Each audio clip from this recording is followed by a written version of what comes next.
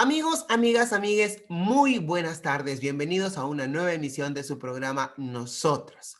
Hoy nos acompaña Joaquín López Murga. Él es médico y con él vamos a tratar el tema de salud sexual y reproductiva en hombres trans. Así es que no se pierdan el programa. Volvemos en un instante aquí en Nosotros a través de Radio Conexión Vida.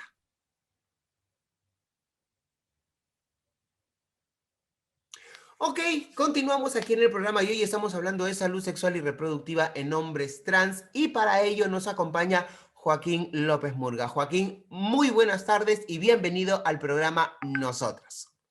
Muy buenas tardes, Taira. Gracias por la invitación. Gracias a ti por compartir con nosotros. Empecemos por lo básico. ¿Qué conocemos o qué podemos entender como salud sexual y reproductiva? Bueno, en sí la salud sexual y reproductiva es la definición de bienestar social, de bienestar emocional y orgánico dentro del aspecto de la sexualidad de las personas. No solamente es la ausencia de enfermedad, sino se procura un estado de bienestar integral respecto a la sexualidad.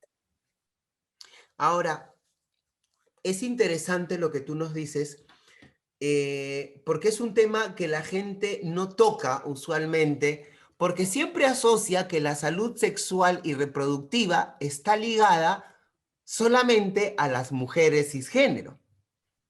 Y esto no es así, ¿no? Entonces, Ujú. la gente pregunta, ¿salud sexual y reproductiva en hombres trans? ¿Cómo se da esto? Entonces, tenemos que explicar que los hombres trans, si bien son hombres con vagina, no Ujú. todos los hombres trans simple y sencillamente quieren transicionar y quedarse según el arquetipo o el estereotipo masculino que la sociedad nos impone, sino que también hay hombres trans que desean tener familia en algún momento de su vida. Es por eso que se hace necesario hablar de cuidados sexuales y reproductivos en hombres trans. Entonces, la pregunta sale por sí sola. Primero, ¿es la misma atención que necesitan o es una atención diferenciada de acuerdo a sus propias características y a sus propias necesidades? Claro, en este caso sí es una atención diferenciada. En verdad, la salud sexual y reproductiva tiene que ser diferenciada de acuerdo a cada grupo poblacional, dependiendo de sus características físicas, de orientación sexual, prácticas sexuales, todo eso, porque es, como digo, si es una salud que se encarga de enfocar el bienestar, del disfrute pleno de la sexualidad, pleno y consciente de lo que es la sexualidad, tiene que cubrir de manera integral todo esto. Entonces, en la población transmasculina, claro, muy aparte de detallar, muy aparte de enseñar y de abrir caminos a cómo uno va explorando su sexualidad, también tienen que encargarse de proteger a la población. Si es que en caso, por ejemplo, claro, alguien se está relacionando con una persona con pene, en este caso, los hombres trans tenemos vulva y puede ser la oportunidad que pueda salir gestando. En este caso, tienen que enseñárseles maneras de métodos anticonceptivos que no interfieran, en este caso, si estuvieran en terapia de reemplazo hormonal o si no estuvieran en terapia de reemplazo hormonal. Y se tiene que evaluar cada caso, porque ya no estamos hablando de transmasculinos como un grupo poblacional y tratar a todos como uno solo, sino que se tiene que tratar a paciente por paciente de acuerdo a las características que tenga, de acuerdo a la edad, a su morfología y más que nada al proyecto de vida que tenga. Muy interesante. Eso que tú has dicho es muy importante. No tratarlos como un grupo poblacional, ¿no? Situación que muchas veces se ha visto y es recurrente en hombres gays, mujeres lesbianas, mujeres trans. Y es más, hace un momento te decía, ¿no? De que el enfoque que se le da, en algunos casos el enfoque médico, no hablo de todos los profesionales de salud, pero en la mayoría, el enfoque médico que se da de la salud reproductiva trata a todos y a todas por igual. Y se cree, por ejemplo, es el eterno mito de que las lesbianas tienen las mismas necesidades que las mujeres heterosexuales. Y tampoco es así, ¿no? Ujú. Entonces, basándonos de esa premisa, si a las personas cisgénero se les cataloga y se les etiqueta de esa forma, este señalamiento y esta etiqueta es mayor ¿no? Con los hombres trans, porque se asume equivocadamente que transicionan para llevar un comportamiento de acuerdo al estereotipo. Entonces, Claro. esta conversación pues nos permite visualizar que, como dices tú, más allá de ser un grupo poblacional, somos personas con necesidades individuales diferentes y qué bueno que se puede encontrar profesionales como tú que desde ese lado puedan hacerlo notar. Eh, Vamos a ir por partes porque yo aquí tengo anotadas varias inquietudes. El tratamiento hormonal para la Ujú. transición forma parte de este esquema, de este componente de salud sexual. Debería formar parte, ya que es una manera en la cual uno está viviendo su sexualidad. Sin embargo, bueno, en el Perú no hay una documentación, no hay una protocolarización de esto, entonces no se asume como parte de. Debería asumirse y enseñarse también a los profesionales de salud a manejar esto dentro de lo que es la sexualidad, pero lastimosamente no se incluye y pasa a ser algo tipo accesorio, que algunos lo conocen, otras personas no.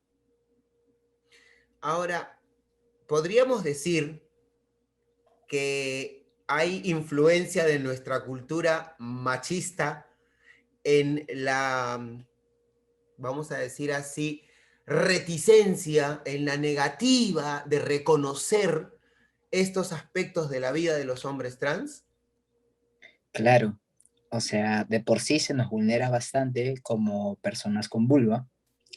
De por sí, o sea, ya de por sí la comunidad LGTB no tiene estos protocolos, no tiene estas guías de salud. Y al ser la población trans más vulnerada y al ser la población trans masculina invisibilizada, numéricamente no significativa, entre comillas, no se crean esta necesidad. Entonces, nunca hay guías para nosotros, nunca hay profesionales que tengan el interés de informarse en estos casos, de ver la diferencia entre poblaciones, entre personas, entre el tratamiento o no tratamiento, estas cosas. Entonces, toda esta cultura que se enfoca más en la masculinidad hegemónica, en la masculinidad superbinaria, no da paso a lo que es neutro, a la diversidad, y esto imposibilita bastante y hace la medicina también muy rígida, quitando espacios justamente a lo que menciono, la diversidad y al poder conocer otras maneras. Este aspecto biologicista que separa Ujú. de aquí para acá y de aquí para allá, y lo que no Exacto. encaja aquí y allá desaparece. Ajá. Viste una mención muy importante, tú dijiste las personas que tenemos vulva. Yo no había querido mencionar que tú eres una persona trans, lo digo ahora porque tú ya lo pusiste de manifiesto. Considero de que esas son decisiones personales, ¿no? Parte del respeto hacia una persona trans es no decir que es trans si ésta no lo dice primero o si no manifiesta que desea que se haga notorio. Tú como profesional de salud, pero como hombre trans, ¿cómo ha sido para ti experimentar esto de lo que estamos hablando? O sea, en el terreno, vamos a decir así, laboral. De hecho, que tú has tenido que hacer pedagogía diaria, ¿no? O sea, los hombres trans existimos. Aquí estoy. Mírame, soy médico. Vamos a discutir de esto. ¿Qué has podido encontrar tú Eh, en tu día a día como médico y como hombre trans? Mucho desconocimiento, ¿no? O sea, de por sí ya hay una resistencia de los profesionales más antiguos, por decirlo más viejitos, que no quieren aprender mucho del tema. Pero cuando encuentras también profesionales que quieren aprender del tema, te encuentras con otra barrera, que no hay información o no hay espacios para que aprendan. Actualmente hay muchos grupos de estudiantes, hay varios colectivos de estudiantes mismos de medicina, de estudiantes de obstetricia, de carreras relacionadas con la salud, que están súper interesados en las personas trans, súper interesados en aprender, en mejorar el trato, en aprender de salud sexual y reproductiva, de saber sobre los derechos de las personas trans, pero lastimosamente tienen que crear espacios alternativos fuera de lo que es la currícula universitaria para aprender de estos temas, porque en la currícula no está metido esto. Entonces, terminan acudiendo, claro, a personas que sepan del tema. En este caso, a mí me invitan varias ponencias de este tipo, porque también las personas que pueden dar información son limitadas. Entonces, ahí hay dos cosas. Uno, claro, que es la resistencia del mismo personal de salud a aprender, porque dicen, ¿para qué? Si es que no voy a atender a nadie, ¿no? O sea, si es que no están, no existen. Y otro, claro, que no hay espacios para que aprendan. Entonces, estas dos cosas son, creo que, la barrera más importante que tienen, bueno, que tenemos los profesionales de salud para aprender de estos temas. Muy interesante. Es cierto eso que tú dices. Nosotros los activistas nos manejamos siempre por una frase, lo que no se nombra no existe, ¿no? Y desafortunadamente, como lo dije hace un momento, la academia se basa mucho en una parte muy antigua de la biología binaria, que nos separa solamente en dos formas, vamos a decir así, que no admiten cambio ni evolución, ¿no? Pero hoy por hoy, los hombres trans, las mujeres trans, nos estamos haciendo visibles y estamos haciendo visibles nuestra sexualidad, que es totalmente diversa y hay que reconocer que es un derecho que tenemos que exigir en algunos casos. Ahora, una persona trans nace, en el camino de su vida decide emprender modificaciones para alinear su apariencia con su sentir, lo que llamamos expresión de género. Muchas veces para alcanzar esta expresión de género deseada tenemos que someternos a tratamientos hormonales o quirúrgicos. Vamos a empezar hablando de los tratamientos hormonales, ¿no? Explícanos más claramente qué son y para qué sirven estos tratamientos hormonales. Ya, en lo que respecta a transmasculinos, el tratamiento hormonal es un tratamiento a base de testosterona. Eh, Normalmente las guías permiten el uso de tres maneras de testosterona, que son dos inyectables y una por medio de gel. Acá en el Perú solamente tenemos las que son inyectables. Ahora, claro, esta terapia de reemplazo hormonal en sí se basa solamente en la aplicación de testosterona. Hay algunos profesionales que usan también unos bloqueadores, que son unos bloqueadores de estrógeno, pero en verdad esta práctica no es admitida por muchas escuelas porque la testosterona en verdad es una hormona súper fuerte. Entonces no tienes que bloquear nada. Así usándolo, así tú sigas produciendo estrógeno por tu cuenta, la testosterona va a arrasar con todo esto, igual va a hacer los cambios. No es que sean más lentos ni nada de eso. Inclusive los bloqueadores pueden ocasionar un daño en un futuro. Entonces no se recomienda. De los cambios que se van viendo, la manera más fácil de explicar es como si fuera una segunda pubertad. Es como si pasaras todo ese proceso del niño, tanto emocional como físicamente. Entonces, puedes ver cambios como el crecimiento de vello facial, que depende mucho de la genética también, el engrosamiento de la voz, esto se ve porque las cuerdas vocales se engrosan, una distribución de la grasa corporal diferente que tiende a irse a las caderas y los glúteos a lo que es la parte abdominal.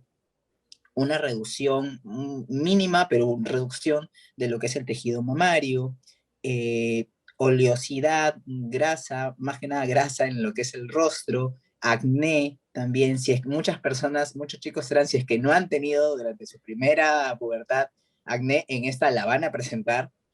Eh, el cese de la menstruación, que creo que es el cambio como que más esperado por muchos, que ocurre más o menos de entre los 2 hasta los 6 meses, y así son cambios como que poco a poco se van dando.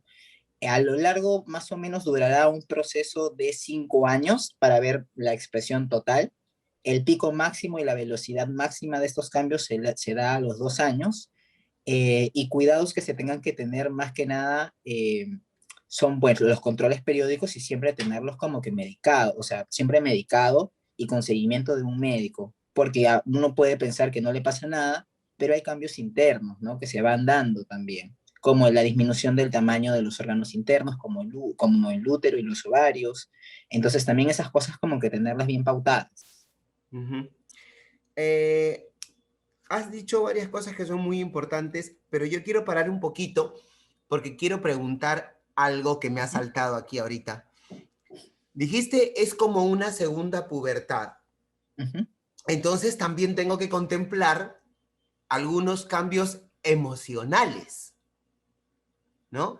Que forman parte también de ese componente que muchos pasamos por alto y no hablamos, que es la salud mental, ¿no? No quiero ujú. con esto decir, no quiero que se me malinterprete de que vaya a alterar, ¿no? La psiquis de la persona, pero se pueden dar cambios emocionales hasta cierto punto en el que la persona pueda tener, por ejemplo, episodios depresivos. En lo que es muchos casos de chicos trans no pasa esto. Eso pasa más en mujeres trans por la carga de estrógenos. En nosotros lo que pasa, muchas veces se asocia mucho la testosterona a lo que es violencia, ¿ya? Muchas veces se asocia a eso. El cambio que se da es un poco más de estabilidad, no hay unos cambios emocionales muy fuertes, debido a que ya cesa la menstruación, entonces cesa el golpe estrogénico que tenemos, pero también hay una teoría y hay unos estudios que avalan que contradicen un poco la teoría de que la testosterona se acerque un poco más a la violencia. ¿Qué sostiene este estudio? Que una persona trans, que un chico trans está tan feliz de iniciar su tratamiento de reemplazo hormonal que no se ve violencia, sino se ve estabilidad emocional y bastante como que euforia. O sea, pasaría de disforia a euforia. Ajá, entonces se da bastante eso, cosa contraria que se da en varones cis, cuando tú le aplicas testosterona, sí tienden a ir a la violencia. En hombres trans no pasa eso, o sea, tienden a ir como que más eufóricos, pero no violentos. Ujú, ujú. Tenemos aquí una serie de preguntas y, por ejemplo, hay un compañero que pregunta, ¿qué efectos tiene la testosterona enfáticamente en el aspecto sexual? O sea, entendamos de repente en la libido. Lo aumenta bastante. De hecho, la testosterona acelera bastante el metabolismo. En los primeros meses se ve que hay un aumento de la temperatura corporal, aumenta el hambre, por lo tanto también va a aumentar el hambre, o sea, de apetito y el hambre sexual. En los órganos sexuales y reproductivos, como digo, sí hay una disminución del tamaño de los ovarios, del útero, hay sequedad vaginal, el medio de la vagina también cambia, tiende a ser un poco más básico, no tanto ácido, por eso las personas a veces nos da infección urinaria, porque no hay tanta como que defensa ante eso. El clítoris hay un aumento de tamaño también, o sea, no aumenta, no es como que bastante grande, pero No se sí, y el convierte en máximo un pene tamaño, propiamente dicho, exacto, pero pero son más o menos unos 5 centímetros, más o menos que puede llegar en su totalidad. ujú, ujú. También hay otra pregunta que me parece que es muy interesante y Ujú. dice, ¿debe ser el tratamiento de por vida? O sea, una vez que una persona inicia el tratamiento, debe conservarlo a lo largo de su vida, primero. Segundo, las dosis en los primeros años deben ser mayores y luego disminuir, o cómo se debe administrar el tratamiento hormonal. Ya. Si bien no está recomendado de que uno entre y salga de la terapia de reemplazo hormonal, porque también estás maltratando tu cuerpo un poco por estos cambios hormonales, no es iniciar el tratamiento de reemplazo hormonal no es una sentencia que siempre lo tengas que tener, salvo te realices la histerectomía. La histerectomía con oferectomía, o sea, con extracción de los ovarios. ¿Por qué? El cuerpo necesita hormonas sexuales, sí o sí, las necesita.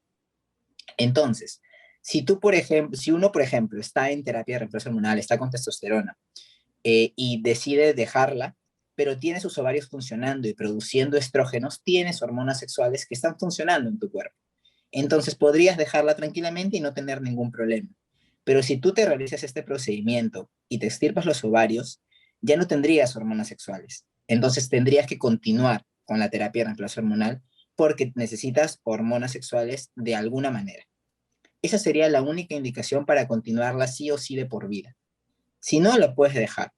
Y de respecto a la frecuencia del tratamiento, mucho depende de la dosis. Normalmente si has tenido tu dosis mensual, la puedes continuar mensual, pero depende también de los controles que te hagan. Llegado un periodo, obviamente, si tú te has realizado la histerectomía, la oferectomía, Cuando te saques los controles, probablemente se amplíe un poco más el espacio, porque no va a haber estrógeno, no va a haber nada de eso. Pero es mucho depende de cada cuerpo. Si uno mantiene los niveles tranquilos, inyectándose cada mes y medio, no tiene por qué acortar el periodo o alargarlo. Pero es mucho depende de cada persona. Eso lo quiero preguntar yo, Uh -huh, así porque te voy siguiendo. uh -huh. ¿Influye mucho el tipo de hormona que se utilice, aparte de, como tú dices, hay dosis de 3 meses, hay dosis de un mes? Yo he sabido, por ejemplo, que hay cipionato de testosterona, hay enantato de testosterona, ¿no? Entonces, ¿cuál es la diferencia entre una y otra? ¿Y cuáles son también de repente los efectos adversos de la administración de este tipo de hormona? Ya. Las únicas dos avaladas por diversas guías para ese tratamiento es el enantato de testosterona, que acá en el Perú está más comercializado como Testovirón, y el nundecanato de testosterona, que acá está más comercializado como Nevido. Las otras se venden con combinados, ya que son varios combinados que se están vendiendo, pero son más que nada para personas que buscan hacer fisicoculturismo y estas cosas, son como que Esteroides reguladores. anabolizantes. Exacto. O sea, la testosterona en verdad es un esteroide y es anabólico porque hace crecer, ya hace formar las cosas. Entonces, es parte de eso. Solamente que estas dos que estoy mencionando ya han pasado varios controles. Entonces, son súper seguras para el cuerpo. Que a uno le pueda ir mejor con una o con otra, eso también se ve de acuerdo a tu tratamiento y a tu seguimiento de tu médico, de tu doctor. Pero son las únicas dos avaladas. Las otras que se comercializan más que nada son combinaciones. El cipionato que mencionas, por ejemplo, se vende junto con otras cosas más, en unas ampollitas, que claro, son más económicas, pero justamente es por esta razón. Muy interesante. Ahora, tengo también otras preguntas porque estábamos hablando de la histerectomía, ¿no? Uh -huh. Pregunta a alguien así de cajón, a la larga, ¿es dañina la histerectomía? ¿Puede ser dañina? Puede ser dañina si no contienes los controles adecuados hormonales. ¿A qué nos Eh, estamos refiriendo exactamente? O sea que si, como mencioné, el cuerpo necesita hormonas sexuales, sí o sí, para mantener la piel, para mantener los órganos funcionando, para varias cosas, para varias funciones, el eje hormonal tiene que estar bien. Entonces, si uno, por ejemplo, se realiza la histerectomía con oferectomía y deja el tratamiento de reemplazo hormonal y lo deja años y años y años, o sea, obviamente, al principio puede parecer que no va a pasar nada, que todo va a estar bien, pero internamente el cuerpo se va perjudicando. Ujú, Entonces, ujú. los aspectos más visibles es que la piel comienza a volverse quebradiza, las uñas también, el cabello también. Hay un envejecimiento prematuro. Podríamos decir que hay una conexión directa entre una histerectomía y el abandono del tratamiento, entre una osteoporosis, que son los casos que más se ven. Ujú, claro, si es que no mantienes unos niveles o un suplemento hormonal adecuado, sí. Ujú, interesante. Y si yo me fuera exactamente hacia el otro punto, si es que no me hiciera el control, no me hiciera la histerectomía y sigo metódicamente por años utilizando el tratamiento hormonal, también mis órganos internos podrían sufrir algún tipo de daño que pudiera convertirse en un asunto de gravedad para mi salud. Sí podría convertirse en un asunto de gravedad si es que, reitero y hago súper énfasis en esto, si es que uno no mantiene los Vamos a controles. ser ¿Por tercos qué? en eso. Sí, ¿por qué? Porque normalmente cuando uno inicia, el médico te debe pedir que en tu primer año tú te realices una ecografía abdominal nada más del tamaño de útero y ovarios. ¿Para qué? Porque esto sirve de seguimiento. Entonces, cuando se vea un momento en el que el tratamiento, este primer control ha variado, ha disminuido, ya son señales de que tus órganos se están atrofiando. Y cuando se terminan de atrofiar, cuando quedan sin función, el cuerpo pide sacarlos.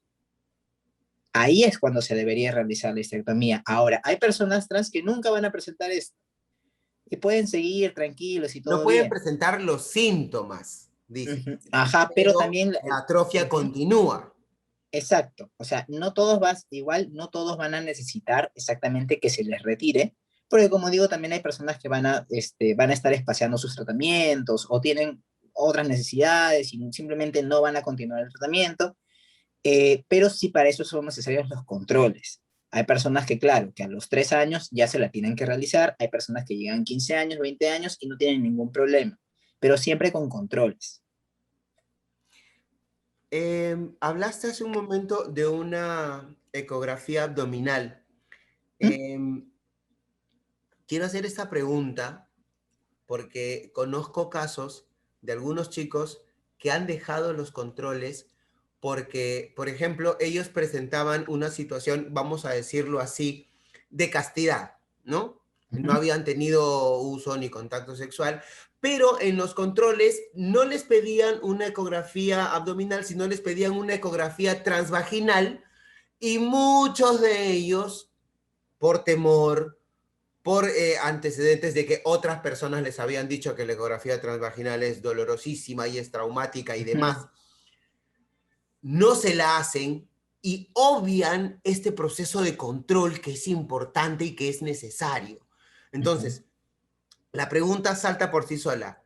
¿Es obligatoria la ecografía transvaginal o es un procedimiento que se puede obviar y tiene un equivalente válido en la ecografía abdominal? Tiene un equivalente válido. O sea, sí se podría hacer. Si bien, claro, hay que explicarles igual la importancia de ir al ginecólogo y todos esos procedimientos, como la ecografía transvaginal, sí es un procedimiento un poco traumático para personas que no han tenido penetración. Sí se podría considerar un equivalente en lo que es la ecografía abdominal. Entonces, sí hay alternativa para eso. Es bueno, muy bueno saberlo. Am, Hay personas también que le tienen cierto respeto, vamos a decir así, cierto temor a los medicamentos, ¿no?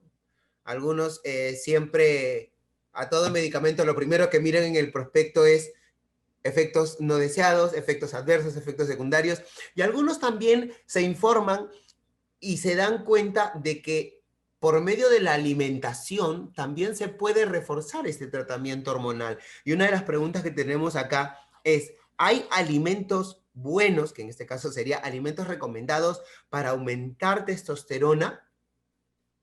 Sí hay medicamentos que son, que pueden aumentar la testosterona de manera natural, ¿no? Los frutos secos, el brócoli, los vegetales de hojas verdes, o sea, sí aumentan lo que es un poco la testosterona. Ahora, obviamente uno no va a tener los cambios, o sea, tan esto, porque pues es diferente. Claro, pero si nos Eh, apoyamos, si utilizamos los alimentos como claro, complemento o de la terapia hormonal sintética que estamos llevando, ujú. podríamos, no vamos a decir que, uy, nos vamos a convertir en, vamos a tener el cuerpo del superhéroe, pero vamos a ir ayudando un poco más, ¿cierto?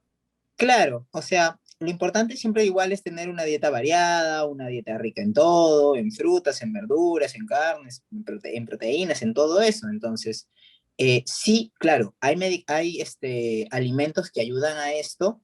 Lo principal creo que más que esto es señalar los alimentos que tienden a ir para el otro lado, que también hay muchos chicos que consumen y no saben. O sea, lo principal que no deberían consumir es la soya porque, por ejemplo, acá, en la mayoría, en verdad, del mundo, la soya se hace, es súper transgénica, entonces tiene mucho estrógeno. Es un alimento que tiene muchísimo estrógeno. Que Y deberían hay muchas consumirlo quienes personas, quieren feminizar su cuerpo. exacto, y hay muchas personas que no saben esto. Tienen bastante carga estrogénica. Hay muchas personas que no saben esto y no saben bien, como que a veces dejan el tratamiento de reemplazo hormonal y consumen soya y no saben por qué ha regresado como que todo tan rápido. Ujú. Y es muchas veces por esto, por esta carga hormonal que tiene este alimento. De ahí, pues, lo mejor en verdad para aumentar la testosterona, más que la alimentación, es el ejercicio físico. Ayuda un montón a estabilizar y aumentar la testosterona. Pregunta de cajón. Tratamiento hormonal, alcohol y tabaco. Ya. ¿Incompatibles? Eh, ya, pues en verdad no es tan recomendable, ¿ya? Pero se sataniza también mucho. O sea, he escuchado de varias personas decir que no toman porque están en tratamiento de reemplazo hormonal y todo eso. Ahora, el tratamiento de reemplazo hormonal, la idea es que uno llegue a unos valores hormonales que sean aceptables y naturales. Ese es el objetivo, que tu hígado haya procesado bien la hormona, que no tenga ningunos problemas. Si tu hígado ha procesado bien todo, no hay ningún problema en que puedas tomar de vez en cuando, ocasionalmente, o sea, obviamente no exagerar, pero no habría un motivo para el cual tu hígado no pueda procesar eso. Es igual que con los medicamentos o con los antibióticos, que también van a pasar el hígado. Entonces, a menos que haya una falla hepática, no habría ningún problema. Ahora, lo del cigarro, no hay una contraindicación absoluta. Lo que sí es importante recordar es que, claro, con la testosterona, nosotros pasamos del grupo de riesgo que tenía que ver con la osteoporosis al grupo de riesgo que tiene que ver con afectaciones cardíacas. Afectaciones cardíacas, hipertensión, problemas del corazón. Entonces, si a esto le sumas que fumas, es peor. Ujú. Entonces, puedes hacerlo, no se contraindica con la terapia de reemplazo hormonal, pero tienes que ver que no va muy de acuerdo a tu salud por los problemas que ya mencioné.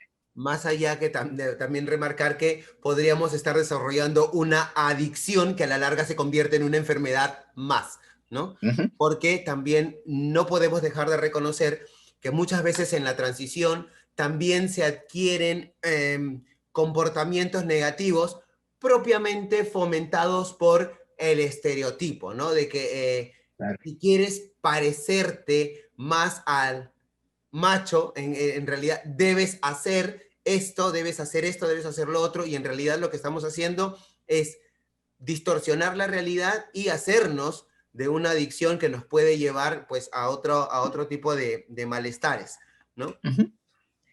Ahora ya estamos avanzando un poco en el tiempo y no quiero que se me quede afuera tampoco esto. Sonó raro esto que acabo de decir, pero bueno. Eh, no quiero que se quede sin contestar. Um, Hemos hablado de tratamiento hormonal. ¿Se puede interrumpir el tratamiento hormonal en un hombre trans que quiere embarazarse, que quiere tener familia? ¿Cuánto tiempo habría que interrumpirse como para que los valores de estrógeno vuelvan a la normalidad, pueda ovular, pueda menstruar y pueda embarazarse? Ya, para esto, claro, un hombre trans puede gestar, habría que preparar al cuerpo nuevamente. O sea, primero tendrías que ver si es que continúas ovulando, si es que tus órganos internos continúan funcionando, si es que hay la posibilidad de que puedas gestar.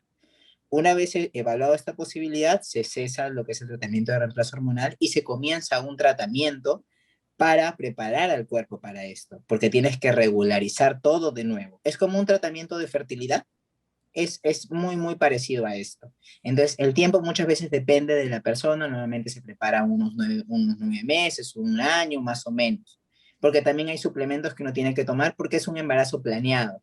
Entonces, la idea es que uno esté como que tu cuerpo en óptimas condiciones para recibir el producto. Muy, muy, muy interesante. Y de hecho, pues que también influye la edad de la persona que se desea embarazar, ¿no? Claro, Porque sabemos que independientemente de que seamos mujeres cisgénero u hombres transgénero, la edad de nuestro cuerpo también influye mucho, ¿no? Y si lo sí, hemos claro. estado sometiendo de repente a alguna pequeña sobrecarga, como es en el caso del tratamiento hormonal, eh, es importante tener esto en cuenta. Joaquín, de verdad ha sido un programa totalmente instructivo, totalmente didáctico. Me siento de verdad contenta y afortunada de tenerte en el programa. Espero que sea la primera de muchas entrevistas. No sé si quieras terminar diciéndole algo al público, alguna recomendación. No sé si es que, o de repente decir dónde te pueden encontrar, si es que estás dando consultas, un correo electrónico o dónde te pueden ubicar. Claro, más que nada estoy en Instagram como Patita Trans. me pueden preguntar si quieren consultas o simplemente preguntar sobre información, también es como que no hay ningún problema. Soy muy acucioso en eso, prefiero que pregunten a alguien de confianza, a cualquier profesional antes de que se embarquen en este viaje solos y con mucho miedo también. Entonces acá tienen una persona como que de confianza como para poder preguntar y absolver sus dudas. Darte las gracias por la invitación y yo también espero que sea la primera de varios espacios para poder compartir. Tenlo por seguro, porque yo puedo decirte que después de este programa la lluvia de preguntas va a continuar y nos va a obligar a hacer una segunda, una tercera parte. Y de verdad, el universo trans es tan grande, muchas personas no lo notan, no lo ven, no lo saben, pero tenemos muchísimas cosas de qué hablar. Y qué bueno que sea una persona que lo vive, que lo siente, que transita en su propia piel esto que estamos compartiendo con los demás. Muchísimas gracias otra vez, un gran abrazo y nos encontramos en una próxima oportunidad. Amigos, amigas, amigues, muchísimas gracias por su compañía y lo que les digo siempre, usen correctamente su mascarilla. El COVID todavía sigue entre nosotros. Lavémonos adecuadamente las manos, conservemos la distancia social y sobre todo, mientras puedas, quédate en tu casa. Pórtate mal. Cuídate bien. Usa un condón para cada relación sexual. Un condón usado de forma adecuada previene embarazos no deseados, infecciones de transmisión sexual, contraer VIH, causa del SIDA. Conmigo será hasta la próxima en una nueva edición de Nosotros. Chao, chao.